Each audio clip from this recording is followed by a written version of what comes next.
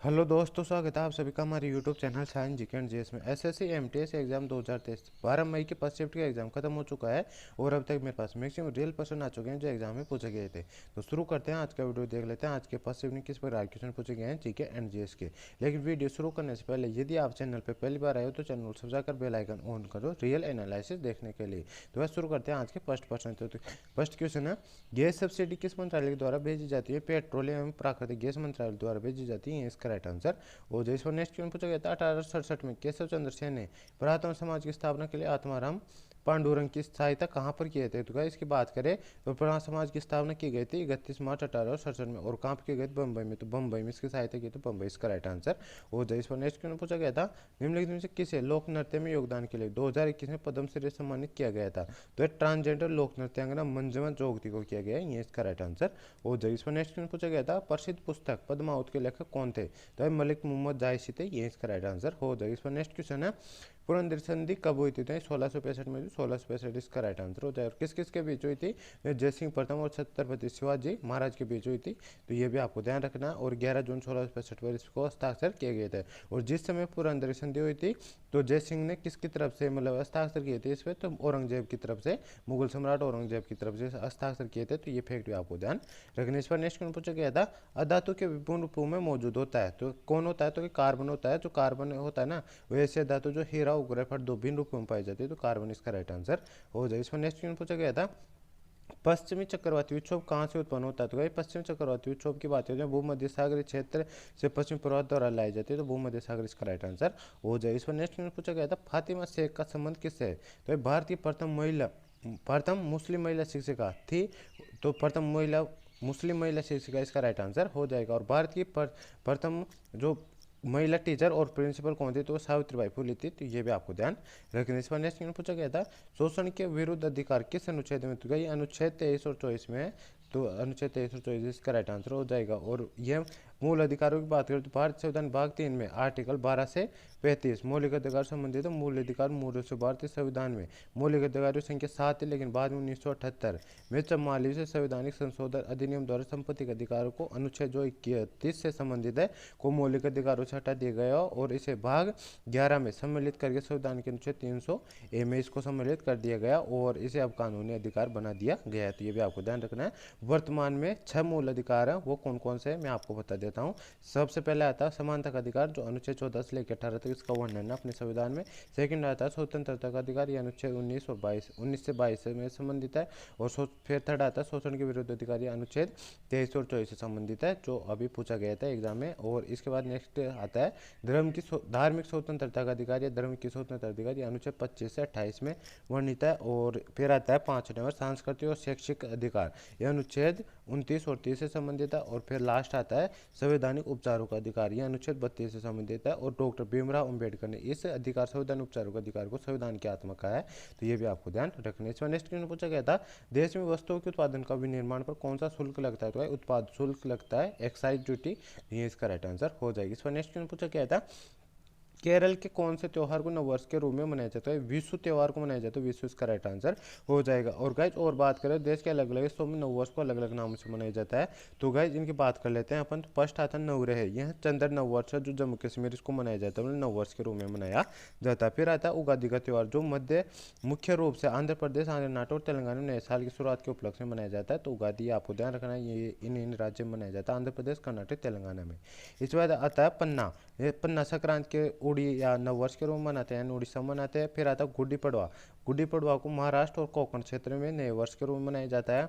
और फिर आता है पत्थर, जिसे पुथुरुम पुथुरपुरस पुथुरुसम यह तमिल नववर्ष के रूप में मनाया जाता है, तो पत्थर भी आपको ध्यान रखना है। फिर आता है पोयला बोईसाखी, बंगाली नववर्ष है, तो गाइज ये आज सभी आपको ध्यान रखना है, इन नववर्षों के इन रूप में जाना जाता है और वहाँ पे मनाया जाता है। इस बार नेक्स्ट क्वेश्चन आता है, बांदीपुर राष्ट्रीय उद्यान किस राज्य में स्थित? कर्नाटक में स्थित, कर्नाटक इसका राइट आंसर हो जाए। इस बार नेक्स्ट क्वेश्चन आता है, भारत में सीमा सड़कों का निर्माण कौन करता है? बॉर्डर रोड ऑर्गेनाइजेशन करता है, सीमा सड़क संगठन करता है, ये इसका राइट आंसर हो जाएगी। इसमें नेक्स्ट क्वेश्चन पूछा गया था, 1773 से 1785 तक ब्रिटिश भारत के पहले गवर्नर जनरल कौन थे? वॉरेन हेस्टिंग्स थे, ये इसका राइट आंसर हो जाएगा। इसके बाद नेक्स्ट क्वेश्चन और गाइज इस बंगाल के पहले गवर्नर जनरल की बात, और ये बंगाल के पहले गवर्नर जनरल थे, ये भी आपको ध्यान रखना है। और 1828 से 1835 विलियम बेंटिक भारत के पहले गवर्नर जनरल बने थे, तो ये भी आपको ध्यान रखना है। इसके बाद नेक्स्ट क्वेश्चन पूछा गया था वायुमंडल के निम्नलिखित परतों में से किसमें ओजोन परत पाया जाता है? समताप मंडल पाया जाता है, समताप मंडल इसका राइट आंसर हो जाएगी। इस पर नेक्स्ट क्वेश्चन पूछा गया था नवंबर 2022 में इंडिया और न्यूजीलैंड T20 सीरीज में भारतीय टीम के कप्तान कौन थे? हार्दिक पांड्या थे, हार्दिक पांड्या इसका राइट आंसर हो जाएगा। और भारत ने इस श्रृंखला को 1-0 से जीती थी, तो ये भी आपको ध्यान रखना है। इस बार एक्स्ट्रा फैक्ट की बात करें, न्यूजीलैंड दौरे के लिए भारतीय वनडे टीम के कप्तान कौन थे? तो ये शिखर धवन थे, ये भी आपको ध्यान रखना है। इस पर नेक्स्ट क्वेश्चन पूछा गया था पारंपरिक टप्पू नृत्य अरुणाचल प्रदेश में किस जनजाति द्वारा किया जाता है? टप्पू अरुणाचल प्रदेश की आदि जनजाति का युद्ध नृत्य है, यह गाँव में से बुरी आत्माओं को दूर भगाने के लिए किया जाता है, तो आदि जनजाति इसका राइट आंसर हो जाएगा। इस बार नेक्स्ट क्वेश्चन पूछा गया था शीतकालीन ओलंपिक 2022 के 2 अलग अलग आयोजनों के लिए क्वालिफाई करने वाले पहले भारतीय एथलीट कौन बने? तो मोहम्मद आरिफ खान बने, ये इसका राइट आंसर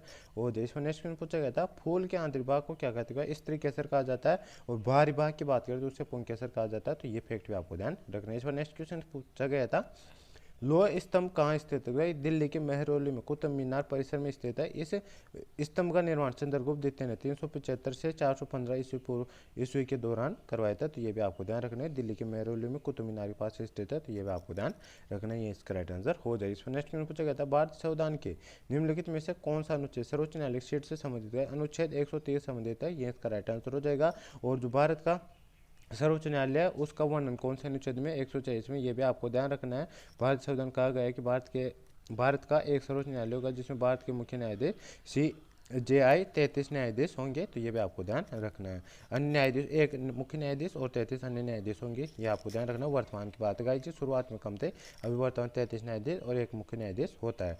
और गाइज इसकी बात करें तो सर्वोच्च न्यायालय की स्थापना की बात करें तो 1 अक्टूबर 1937 को भारतीय संघीय न्यायालय के रूप में हुई थी, और 28 जनवरी 1950 को भारतीय सर्वोच्च न्यायालय के रूप में इसको स्थापित किया गया था। और सर्वोच्च न्यायालय को हमारे संविधान के संस्थान के रूप में भी जाना जाता है। और बात करें तो अनुच्छेद 133 सिविल मामलों के संबंध में उच्च न्यायालय से अपील में सर्वोच्च न्यायालय का अपील क्षेत्र अधिकारी को प्रावधानों से संबंधित है। अनुच्छेद 140 की बात करें तो सर्वोच्च न्यायालय की सहायक शक्तियों का उल्लेख अनुच्छेद 140 में, और अनुच्छेद 145 की बात है सर्वोच्च न्यायालय को नियम बनाने की शक्ति देता है। और गाइज यदि हाई कोर्ट पूछ ले आपने को, उच्च न्यायालय पूछ ले, तो उसका वर्णन कौन से अनुच्छेद में? तो अनुच्छेद 214 में उसका वर्णन है, तो ये भी आपको ध्यान रखना। जो राज्य के लिए होता है ना हाई कोर्ट, उसकी बात कर रहा हूँ मैं गाइज। इस बार नेक्स्ट में पूछा गया था जनसंख्या घनत्व कैसे मापा जाता है? तो जनसंख्या घनत्व बराबर होता कुल आबादी बटा कुल क्षेत्रफल। जैसे गाइज मैं आपको मान लो कुल आबादी किसी कोई जगह है, उसकी जनसंख्या घनत्व तो निकालने कुल आबादी कितनी है, तो वहाँ की बात करें तो कुल आबादी अपन मान लेते 2 लाख वहाँ पे। अब उसका क्षेत्रफल की बात करें तो क्षेत्रफल वहाँ का कितना है? 500 वर्ग किलोमीटर। तो 500 वर्ग किलोमीटर का अपन इसमें भाग दे देंगे तो उसका घनत्व कितना जाएगा? तो 500 से इसको काट लेंगे अपन 200, 2 करो 5 से ये 4 वर्ग करो 400 व्यक्ति प्रति वर्ग किमी, इसका राइट आंसर आ जाएगा। इसमें नेक्स्ट क्वेश्चन पूछा गया था उस्ताद अल्लाह रखा खान किस वाद्य से संबंधित है? उस्ताद अल्लाह रखा कुरैशी जम्मू कश्मीर के रहने वाले एक भारतीय तबला वादक थे, तो किस वाद्य से संबंधित? तो ये तबला वादक थे, सॉरी गाइज, हाँ तबला वादक इसका राइट आंसर हो जाएगा। और उनके पुत्र की बात करें, उनके पुत्र जाकिर हुसैन एक प्रख्यात तबला वादक थे, और उन्हें 1977 में पद्मश्री पुरस्कार से सम्मानित किया गया था, तो ये भी आपको ध्यान रखना। और गाइज इन टॉपिकों से मतलब जो वादन है और उनके जो कलाकार मतलब बजाने वाले हैं उनसे क्वेश्चन पूछे जा रहे हैं, तो मैं आपको कुछ एक्स्ट्रा बताता हूँ उनके मतलब वादन है जो यंत्र है उनसे और उनके वादक है उनको बता दें। तो सितार की बात करें तो पंडित रविशंकर, उमाशंकर मिश्र, बुद्धादित्य मुखर्जी, विलायत खान, शाहिद परवेज और वदय हसन, ये सभी सितार वादक है, तो ये आपको ध्यान रखना है। इस बार आता है सरोद वादन की बात करें तो अमजद अली खान, अलाउद्दीन खां, अली अकबर खां, विश्वजीत राय चौधरी, मुकेश शर्मा और बद्र देवदास गुप्ता, ये सभी सरोद वादक है। और फिर आता है संतूर की बात करें शिव कुमार शर्मा और भजन सोपारी, ये सभी संतूर वादक है। सेनाई की बात करें तो बिस्मिल्लाह खान, अली अहमद, हुसैन खां और दयाशंकर जगन्नाथ, ये सभी सेनाई वादक है। और बांसुरी बात करें तो हरिप्रसाद चौरसिया, पन्नालाल घोष, राजेंद्र कुलकर्णी, वी कुंजमणि, ये सभी बांसुरी वादक है। फिर आता है तबला वादक तो जाकिर हुसैन, अल्लाह रखा का, गुदई महाराज, किशन महाराज, लतीफ खां, सुखविंदर सिंह, ये सभी तबला वादक है। फिर आता है violin T.N. Krishnan, doctor N. Rajanam, L. Subramaniam, ये सभी वायलिन वादक है। तो गाइस ये सब फैक्ट आपको ध्यान रखना है। इस पर नेक्स्ट क्वेश्चन पूछा गया था, निम्नलिखित में से किसे लोक नृत्य में योगदान के लिए 2021 में पद्मश्री सम्मानित किया गया था। तो गाइस किसे किया गया था, ट्रांजिस्टर, सॉरी गाइस ये रिपीट हो चुका है क्वेश्चन, मैंने शुरुआत में करा दिया है। तो ट्रांजिस्टर नृत्यांगना मंजुमन जोगती किया गया, ये इसका राइट आंसर हो जाए। इस पर नेक्स्ट क्वेश्चन पूछा गया था, चंद्रगुप्त द्वितीय के समय मंत्र शास्त्र पुस्तक किसने लिखी थी। तो गाइस इसकी बात करें, चंद्रगुप्त द्वितीय के समय नौरत्नों में से एक थे जो कि जादूगर थे, वो कौन थे। तो चंद्रगुप्त द्वितीय समुद्रगुप्त और उनकी रानी दत्तादेवी के पुत्र थे, दत्तादेव के पुत्र थे, उन्हें विक्रमादित्य के नाम से भी जाना जाता है। तो गाइस ये कौन थे, तो वेताल भट्ट थे, वेताल भट्ट इसका राइट आंसर हो जाएगा। मतलब इसने लिखी थी ये मंत्र शास्त्र पुत्र वेताल भट्ट ने, तो वेताल भट्ट इसका राइट आंसर हो जाएगा। तो गाइस ये था आज के फर्स्ट शिफ्ट का फुल पेपर एनालिसिस।